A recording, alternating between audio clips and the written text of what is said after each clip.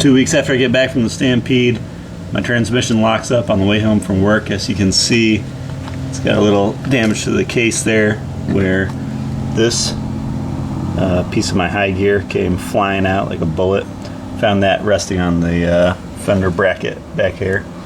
So now I've got my work cut out for me. I've got a brand new Baker 4-speed that I'm going to be putting in there. I was really attracted to the 6 and the 4, except for it's going to be about an extra $2,000 to get that unit in, and it sticks out another 1.5 inches, so I think it would ruin my mid-control setup. As you can see, the bike's stripped down. I've got the exhaust taken off, and my mid-controls and my brake master cylinder is hanging there. And on the other side, got it ready to just get into the nuts and bolts of pulling the clutch hub off, which is a pain in the butt. Every time I've done it before, I've completely ruined the clutch hub, but we'll see how this one goes. And then I'll just be putting that Baker in. I've just had the Baker out of the package, and it looks pretty good.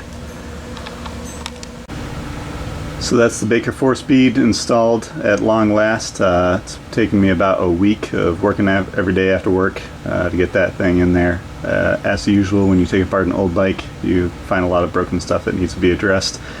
Whenever you have an old bike like this, it's important you have a super fancy shop workspace. So as you can see, it's got to be clean, no sand should be present.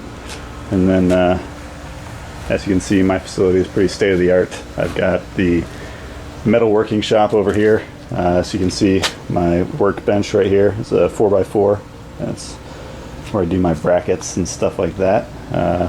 It's important to have a torch, so I use my oxyacetylene torch to melt and destroy all of my main shafts whenever I try and take a clutch hub off. Luckily, my transmission over there that you can see was already broken, so that wasn't an issue.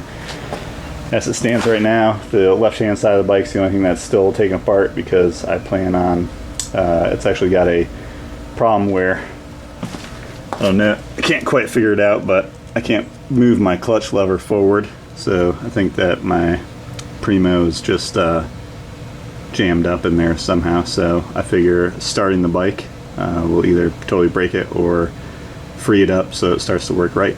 So I'm going to try and kick it over right now for the first time since putting in the new Baker. Alright, so I got the battery hooked up and I put some gas in it because it was sitting without gas in it for last month. Now it's just time to kick it.